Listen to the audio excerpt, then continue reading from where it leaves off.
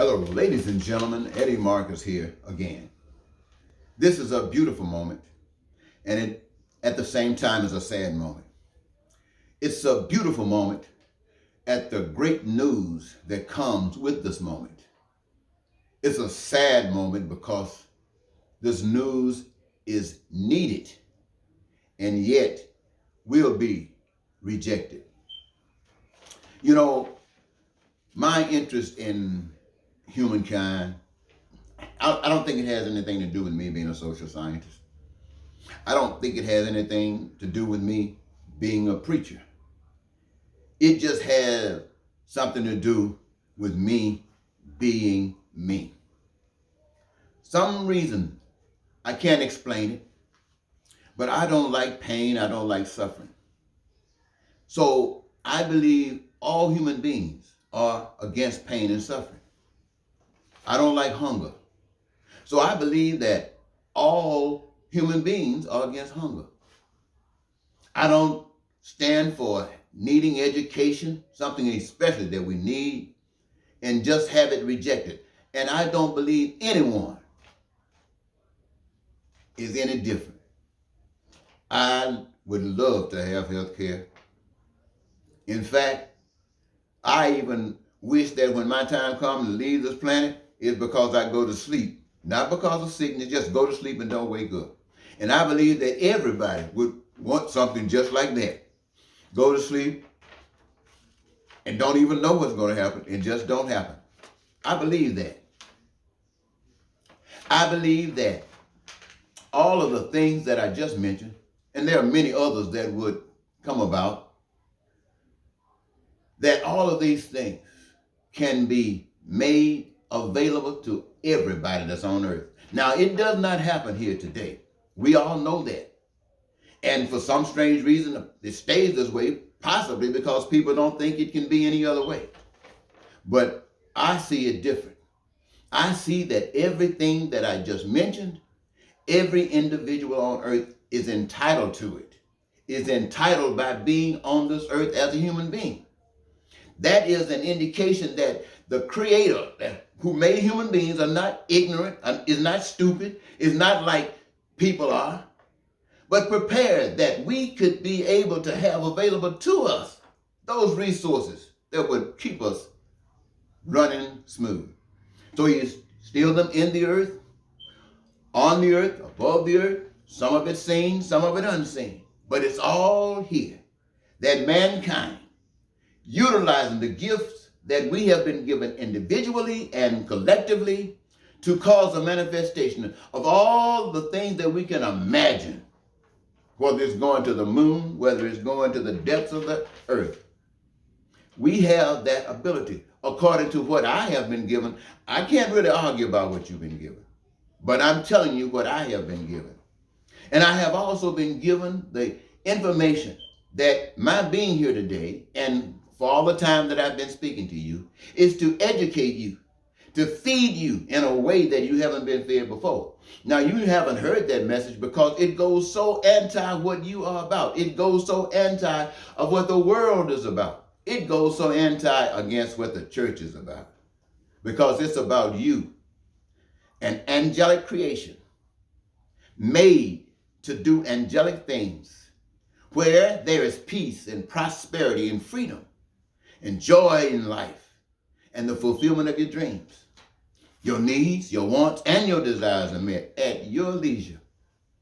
This, my friends, does not require any lying, cheating, stealing, killing, terror, war, etc. It doesn't require any of that, because it's not trying to put people against people, saying that some better, some deserve. No. That's anti the way that I speak to you about, ladies and gentlemen.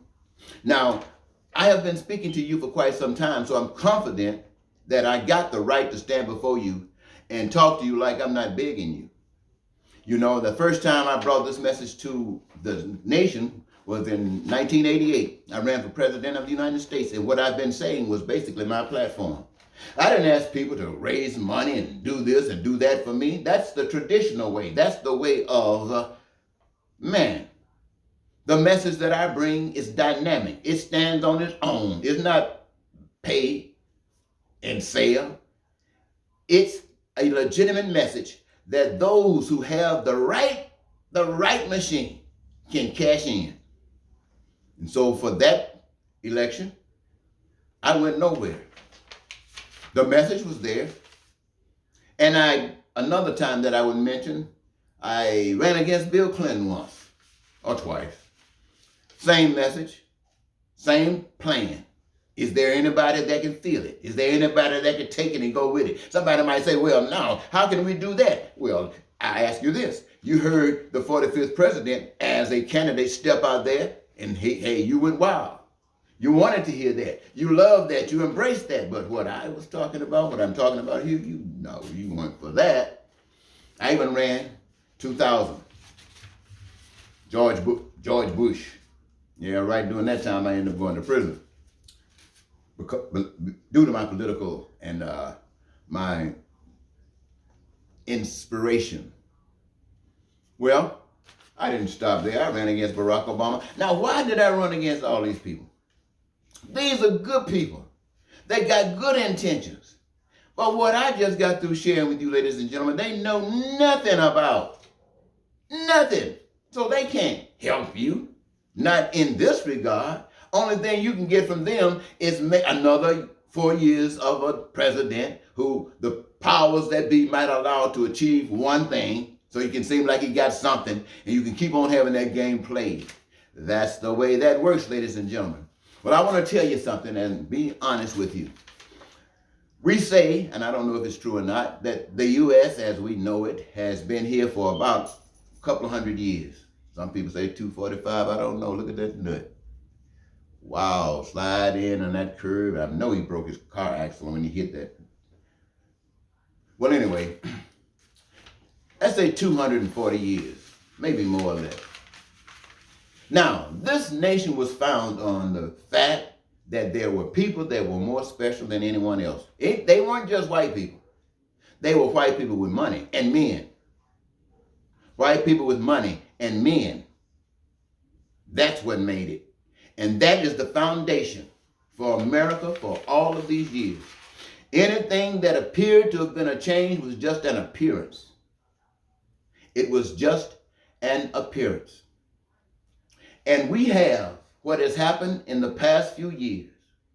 The opportunity to see for ourselves. Anybody that's 18 years or older, you have had a chance to see for yourself the opening of the door of hell. You have seen some of the worst stuff that you have been taught was just diabolically evil. You have been taught that, and yet you saw it happening right before your face, and those who taught you, those who told you that it was evil, were approving it. I know the young people were all confused. Where do we go from here? Well, see, that's the way it has always been. This is why the people who started this hellish situation can't fix it. They know nothing else. How can they fix it? And anybody that's been benefiting from it can't fix it, because to them it has this measure of value. But those who can concentrate and know how to fix it are those who have suffered at every end. And you know who they were. They were the ones that came here in chains. And so, ladies and gentlemen, yes, when the last great white hope, 45th president of the United States, stepped on the scene and said to America, I and I alone can fix it. And all of the other candidates saw him for what he really is. And they spoke it to the American people. And the American people says, that's what we want. Even the church, that's what we want. And so those politicians who were of that same party, Republican, they felt that the Republican Party had changed. So this decency that they had tried to present to the public, to the world, didn't have any value anymore. So then they shelved their code of ethics and became an instrument for all of the evil that we see around on the earth today. all of the stuff that has always been in existence. You think they're talking about fixing it? No, they don't even want to talk about it. They want to take it back and make it worse. See, that's what you call the door of hell open. So, ladies and gentlemen, I say this is a sad day, but this is not your great white hope. And this is not a big black hope. This is a child of the Creator that's standing before you talking to white folks who are evil and good, talking to black folks that are evil and good. And I'm talking to the world. And I want to read this. I have a video, I think I call it The Promised Land. And this is in reference to the Promised Land. When I speak of the Promised Land, ladies and gentlemen, I'm talking about a new America. Not make America great again. We see what that is. And I don't think any of us want it. But a new America. America, I envision a new America. I understand, regardless of our proclamation, the truth is known. Not only all Americans, but the entire world sees us as we really are. We are naked before all humankind. Yet, this is not the moment to hide, though our shame runs deep. We choose to spend our time addressing our shortcomings by engaging ourselves in the revelation of truth, committing ourselves to listen to the voice of the pain that serves as our GPS, where we become first responders. We can interpret what we have witnessed here in America in this governmental situation over the past few years. Yes, we have witnessed murder at the hands of a bad government. We have seen attempted coups of the country and its system, which we have seen honorable individuals, men and women, yet as though they are possessed, sponsors of lies, cheating, stealing, willing to kill, heartless, racist bigots. The world knows that's who we are. Only a new nation can absorb us from this fact. As bad as we have been, we must answer the call and create a new America, a nation where every citizen is free, where everyone have peace and prosperity, the joys and the fulfillment of their dreams made real. An America where everyone has the choice of a career, one that gives them their greatest joy. Together, we put aside our prejudices and live above our shame, for we have seen the doors of hell open, and our choice is not to wait on heaven to be given. We will create our own until the real one arrives. We are the answer to the call of this situation.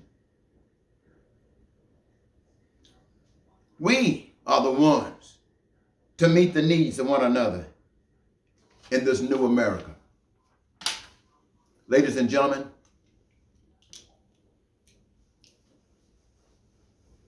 democracy is a wonderful thing. I'm not knocking it. It isn't perfect. I'm not knocking it. Socialism and communism and or even dictatorships or any form of authoritarian system, they are not bad within themselves.